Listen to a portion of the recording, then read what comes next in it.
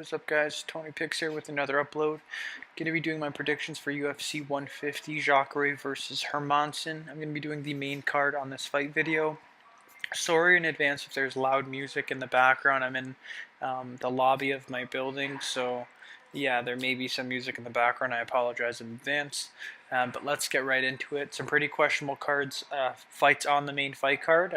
So yeah, let's get right into it. We've got Roosevelt Roberts squaring off with Gifford to kick off the main fight card. Roosevelt Roberts, pretty impressive in his UFC debut. Got the first round guillotine submission, kind of like a high wrist from the clinch clinch position. Gifford making his UFC debut, boasts a 14-7 record, so nothing too impressive, especially coming off of a regional circuit. Having more than 5 losses is kind of questionable. One of those fights where UFC likes Roosevelt Roberts, trying to give him an opponent that suits his style well, and to help him pad his record and to get his name out there, obviously by promoting him on the main fight card. So pretty easy breakdown for me. Gifford's a lengthy fighter. I think he's kind of an unpolished, weaker version of Roosevelt Roberts. So he has decent stand-up, but doesn't have the same pop or crispiness and the same combos that Roosevelt Roberts has. And same thing with wrestling and submissions. Gifford does have a decent ground game, but nothing polished and nothing where it stands out that he's super dangerous and he can catch you off guard. It's mostly his opponents not having the knowledge of being in a dangerous position and leaving their heads out there. He's fought the same opponent twice, coming off and finish him, I believe, with 2 guillotines, the same opponent, and that was 2 of his last 3 fights. So he fought the same guy twice, finished him with a guillotine, I believe, both in the. So yeah, it kind of goes to show the level of opponents he's fighting, and obviously the UFC debut jitters are going to come into play. So how I see this fight playing out is I see Roosevelt Roberts coming forward, landing the crispier shots on Gifford, really picking him apart, and I see Thomas kind of throwing himself into a desperation shot. Once he starts getting pieced up, he's going to try to take the fight to the ground, and I can see him getting caught in a guillotine choke himself. Roosevelt Roberts pretty nasty with that. He's a tall guy, lengthy arms. I don't know if you guys can hear this music. It's so fucking loud. I'm sorry in advance if you guys can hear it. It's from that new song, A Star Is Born, so it's not too bad, but anyways, yeah. I'm going to give Roosevelt Roberts the first round submission victory. I think he's going to press forward, land the bigger shots early. Gifford's going to kind of panic. UFC debut, doesn't really have the best experience, best win record.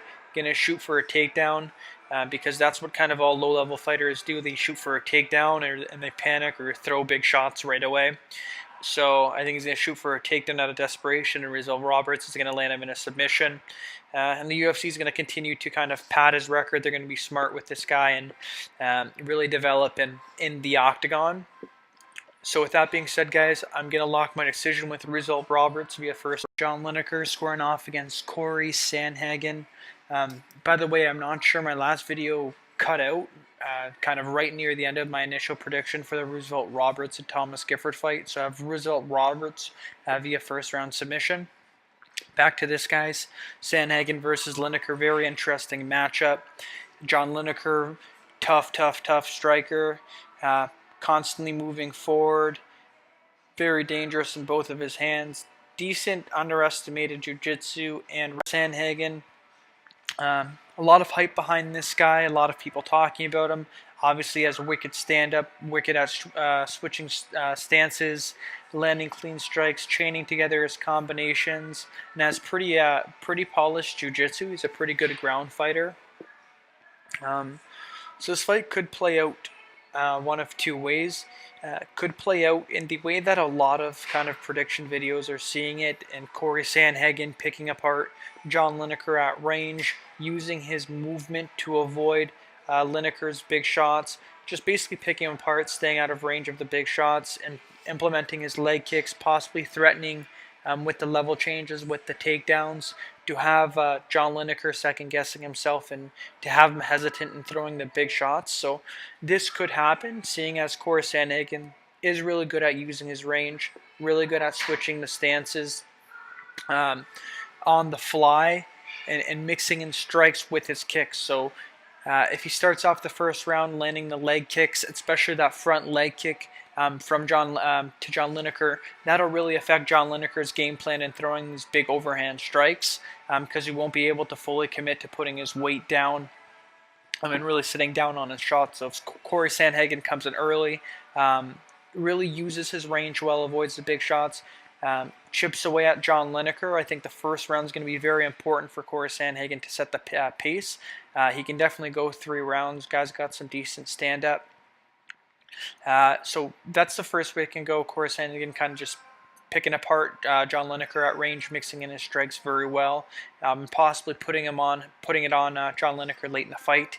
And the second way is and the way that I believe the fight's going to happen is I see Corey Sandhagen getting hit early with the big shot and not being able to recover against a fighter like John Lineker and getting put away early. The reason I say that is if you look at Corey Sandhagen's fight record, it's nothing really too impressive. He's fought Mario Bautista, Austin Arnold, Yuri Alcantara, got rocked against Alcantara, almost got finished.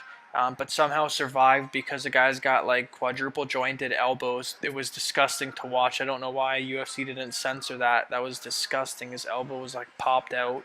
But you've seen the toughness of Corey Sandhagen. Got hit against Austin Arnold a few times.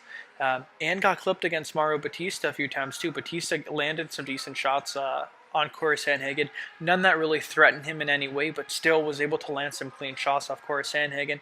And these are relatively low-level fighters compared to John Lineker. If you look at John Lineker's last few fights, he's fought guys the likes of Dodson, TJ Dillashaw, Marlon Vera, who in terms of striking doesn't really imitate Corey Sandhagen, but uses his range very well. And John Lineker was able to, by that, really have Marlon Vera worrying about his power more than being able to get off his shots, and I think that this could be the case with Corey Sandhagen. I think Corey Sandhagen could be hesitant to kind of get in this flow and land the shots because John Lineker has that power that can put him away.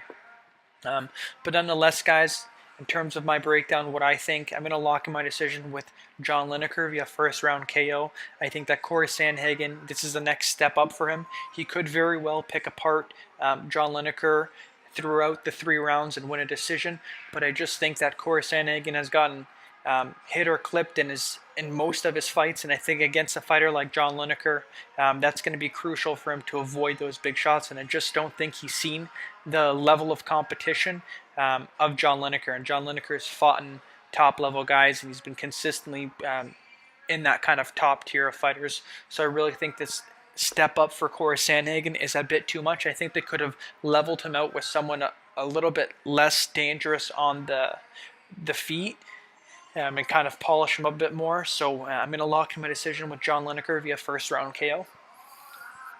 Moving on to the next bout. Very interesting bout between Glover Teixeira and Cutelaba. For me at least, the way I look at this is I can't believe Glover Teixeira is an underdog in this fight. I've watched some pretty educated fight predictions go lean on Cutelaba, which is strange to me. And the reason why I say it's strange is because I completely understand Cutelaba is dangerous and the stand-up. The guy has power, 100%. I understand that. But the guy has no takedown defense whatsoever. He's brutal off of his back. The guy's like a white belt or yellow belt, might not even have a belt. Brutal off his back.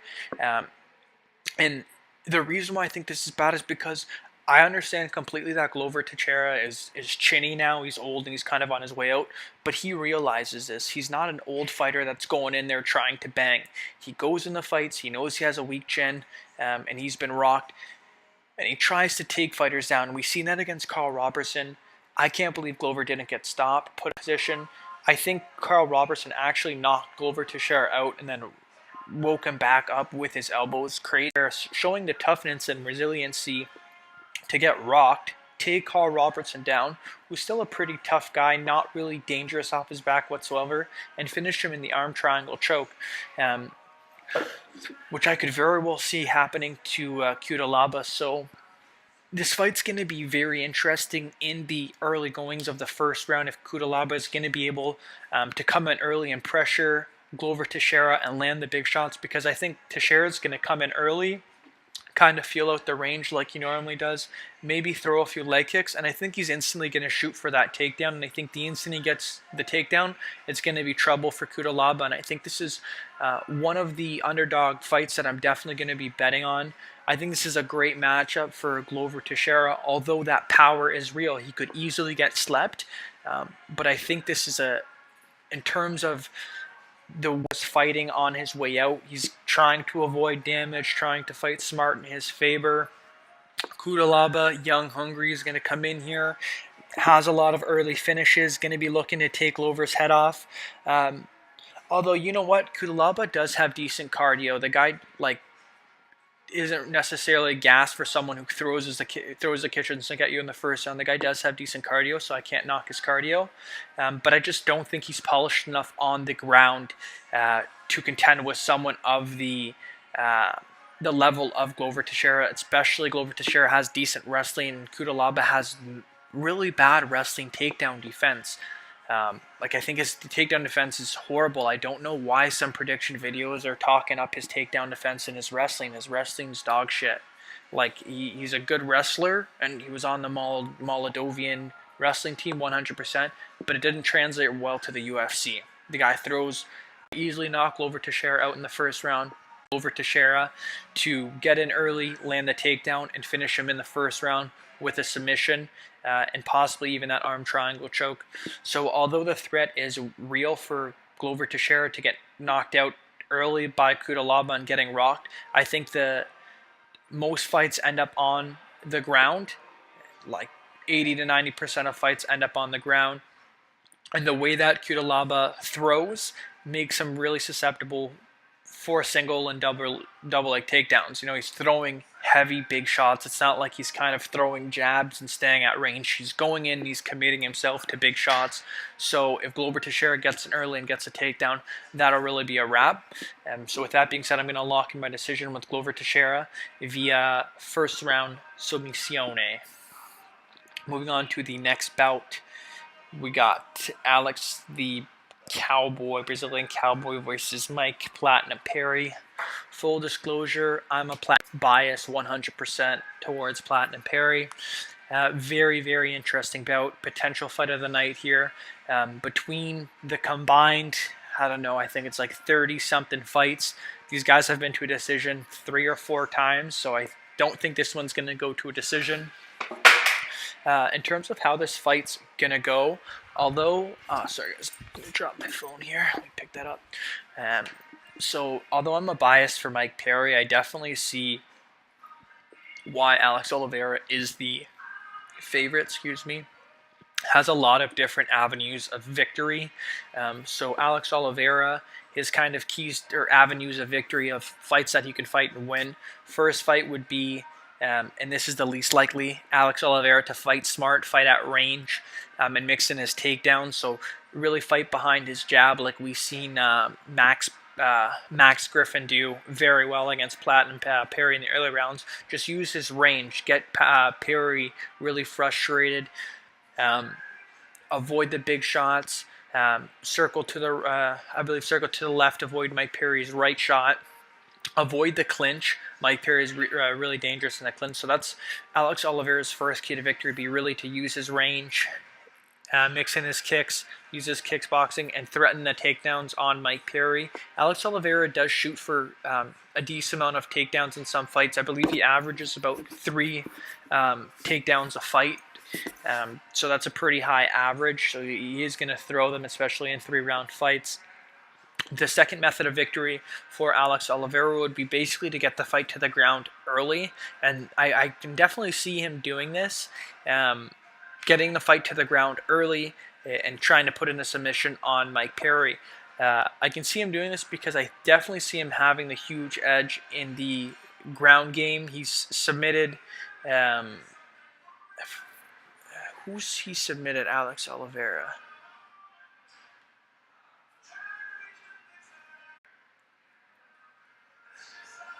This is complete trash. Topology. He submitted some good. He has a good submission victory over a good BJJ fighter. Or I think his thing's loaded here. What is it? Carlos Condit. Yeah, he has a guillotine choke on Carlos Condit, and Carlos Condit's a dog on the ground. So that just shows you how good Alex Oliveira really is on the ground if he decides to take it there. But I don't think he's going to take it there. His third method of victory is going to be by knockout, and I think that's very unlikely considering the fact that Mike Perry has a granite chin. So now this is where I tell you how much I like Mike Perry and why he's going to win the fight. So first off, I've been a fan since Mike Perry, since the instant he psyched out that Korean guy at the weigh-ins. I think that was the sickest thing I've seen at a weigh-in. Kind of went to go reach for the handshake, psyched him out. That's what I like to see. I like to see that shit. I see Mike Perry coming in here, making this fight dirty, and knocking Alex Oliveira out early in the first round. Alex Oliveira has a tendency to get in a slugfest. We've seen that against Yancy Medeiros. Although he has good ground games, he really likes to. We've seen that in a few interviews. Also, he really likes to strike. He likes to mix in a striking. I think that that's going to get him caught against someone like Mike Perry.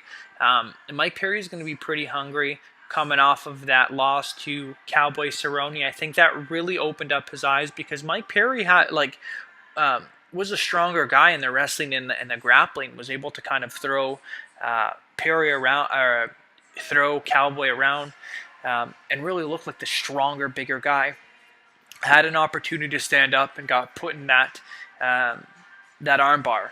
I think that was the best thing that could have happened to Mike Perry, because I think that Alex Oliveira is going to have a very hard time taking down Mike Perry, and I think that if he gets in the clinch, he's going to eat some big shots, so he's going to pay for every takedown attempt that he tries on Mike Perry. So if he goes for the takedown and he's unsuccessful, he's going to be eating an elbow or some shots inside the clinch. So that'll make him second guess going in. And also for Mike Perry is, if the fight goes to the ground or Mike Perry, there's a scramble, he's not going to be looking to land shots while his opponent's on his back. So what I mean by that is, say Mike Perry lands the takedown on Alex Oliveira, I don't think he's going to look to go land shots while Alex Oliveira is on the ground. I think he's basically just going to back up and keep the fight on the feet for as much time as he can. I really think he's going to avoid the ground at all costs, unlike we've seen against that Cowboy fight where he was kind of willing to engage to kind of land some damage. I really think he learned from that fight. Well, I'm hoping he did. And I think that he's going to be able to eat Alex Oliveira's shots, move forward, get in close, and put out Oliveira. I don't think Oliveira has the greatest chin, and like I said, I think he's too willing to engage in striking and not have the discipline just to kind of use his jab, make it a slow fight, not make it a fast fight, because I think when things move fast and people are throwing power, I think the guy with the more power and the more explosiveness, wins, and I think that Mike Perry is a lot more explosive and has a lot more power than Alex Oliveira. Although Oliveira can go 3 rounds at a higher pace, the fight first starts, Mike Perry is a lot more dangerous than Alex Oliveira, and I think that Alex Oliveira is going to get caught early. With that being said, the first round KO to Mike Perry, and I'm noticing a lot of first round victories here, so we'll see how these play out. Moving on to the co-main event of the evening. I'm not even going to waste a lot of time on this. Greg Hardy's a bum. I hate how the UFC is doing this. They're trying to polish, give him Dmitry Smoliakov. Just pretty fucking stupid to me. Makes no sense. They're just trying to pad Greg Hardy's record by giving him some bum. Greg Hardy, man, I don't like this guy whatsoever. The guy's a bird in interviews. An absolute clown. I wouldn't say that to his face because he would slap me in the mouth, but I'll talk shit on my YouTube page because he won't ever see this video. Anyways, fighting Dmitry Smoliakov. So I don't know, as much as I want to go for Dmitry because he does have a method of victory if he takes Greg Hardy down and locks in a submission, because he does have some submission wins, but the guy, man, just stands up and fights. He doesn't have a good fight IQ, really is not impressive whatsoever. Greg Hardy is the much bigger guy, looks to have a lot more power and to be a lot more explosive. I can see him hitting Dmitry Smoliakov early and finishing him. And although I'm going to put the percentages up like a victory, I'm going to do it for all the fights. Although Greg Hardy probably has like a 70% or no, 65% chance of victory. Firstly, I'm not going to bet on this card because they're both shit and I hate Greg Hardy. Secondly, it's like Greg Hardy actually does have the ability to improve himself a lot. He's training at American Top Team. He's around good fighters, so he's definitely capable of improving himself a lot. I just hate the guy. And Dmitry Smoliakov does have a key to victory. I just think that the UFC picked him because he's not disciplined. He's going to stay there and allow Greg Hardy to land the big shots. So, full disclaimer, not betting on this. I do think that Greg Hardy most likely will win, but because I hate the piece of shit, I'm going to say Dmitry Smoliakov is going to win via submission in the second round. I hope Greg Hardy gets tired trying to throw bombs because he's fucking shit and he throws wide and he's a woman beater and he's a bird in interviews and he threw an illegal knee because he was getting tired. So I hope he gets tired in the first round. Dmitry takes him down, puts him in an arm bar and breaks his arm, and then Greg Hardy retires, and that's it. And this hype that UFC tries to put him on a co-main event of a fight card just ends completely, and they see him for what he's at. UFC sees Greg Hardy for his actual worth in a lackluster fighter, an overhyped up guy, and really just a piece of shit person. So yeah, moving on to the main event, we got Ronaldo Souza squaring off against Hermansson.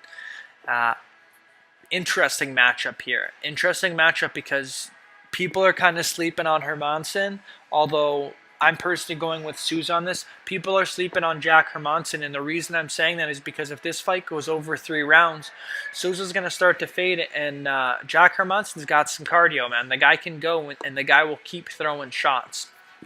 So, Ronaldo Souza, world-class Brazilian Jiu-Jitsu fighter, drastically improved his stand-up and his boxing over at X Fusion. Hermansson, unorthodox stand-up, very rangy pressure fighter, decent ground game, and some pretty good wrestling. In terms of straight-up wrestling, I'd give the advantage to Hermansson, but in terms of boxing stand-up, giving the significant edge to Souza, and the ground game, significant edge to Souza also. So this fight's dangerous for Hermansson in many ways. Firstly, Hermansson's a pressure fighter, so he's gonna move in quickly, and he's gonna look to do one of two things. He's gonna look to land shots and take Ronaldo Souza down, and he's gonna look to land shots and get in close to Jacare Souza. So what's interesting to me is I'm going to be interested to see if Ronaldo Souza throws that left body shot, Weidman. He threw that liver shot a lot, so I'd like to see him go to that early against Hermansson. How I see this fight playing out is I see Hermansson coming in early and aggressive, trying to land the big shots against Ronaldo Souza, which he might land a shot on Souza early because Souza does get clipped. But other than his loss against Robert Whittaker, the guy hasn't been finished, and he's super tough. He's been rocked, and he's able to keep his composure, still throw big shots, and look for the takedown. Although he doesn't have the greatest wrestling, if the fight goes to the ground, it's really just autopilot for Souza, and his autopilot's really a level above a lot more fighters' ground game. So how I see this fight playing out is Hermansson trying to come in early and put the pressure on Souza, but Souza really landing the bigger shots, his boxing, landing the crispier shots, and Hermansson getting into desperation mode, trying to land desperate shots land desperate takedowns on Ronaldo Souza, possibly putting himself into dangerous positions, possibly leaving his neck out there to be wrapped up in a guillotine. So what I see happening is eventually late in the first, round, Ronaldo Souza is really going to start opening up some shots on Jack Hermansson. Hermansson's going to throw a lazy takedown attempt, and he's going to get locked up in a guillotine choke. I kind of noticed in a few of Jack Hermansson's fights, he really does leave his neck to the side of fighters when he lands takedowns. We've seen him kind of get put in some danger against Thales Leites. He really doesn't fare well against good Brazilian Jiu-Jitsu fighters.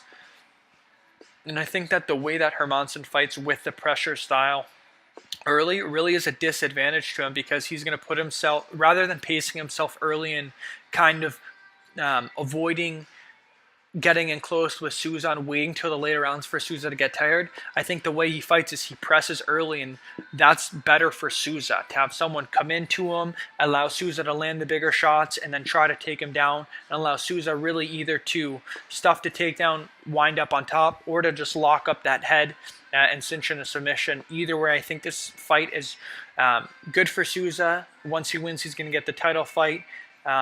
Although it's kind of low reward, medium risk for him, I think the reason why he took this is because he knew that it's a fight that it's going to keep him active, a win on his column, possibly a finish, and he gets the title fight. Quick turnaround for Jack Hermansson, which is always good to see a fighter have a quick turnaround. But I just think this is too much in terms of the type of fighter that Ronaldo Souza is. I think it's a bad matchup for Jack Hermansson. With that being said, guys, I'm going to lock in the first round submission to Ronaldo Jacare Souza. I hope you guys enjoyed this video. Shout outs to Sammy, Lights Out Seguin, out in the Sioux right now, out in Wawa. My boy Sammy Lights Out is predicting Mike Perry via first round KO. Sammy Lights Out is 3-1 in his predictions. So shout out to Sammy, guys. I hope you guys enjoyed this video. Please like and subscribe. It really help my my videos. Really makes it worth it for me putting out my videos. If you guys like it, subscribe and comment. I hope you guys enjoyed. Enjoy the fights.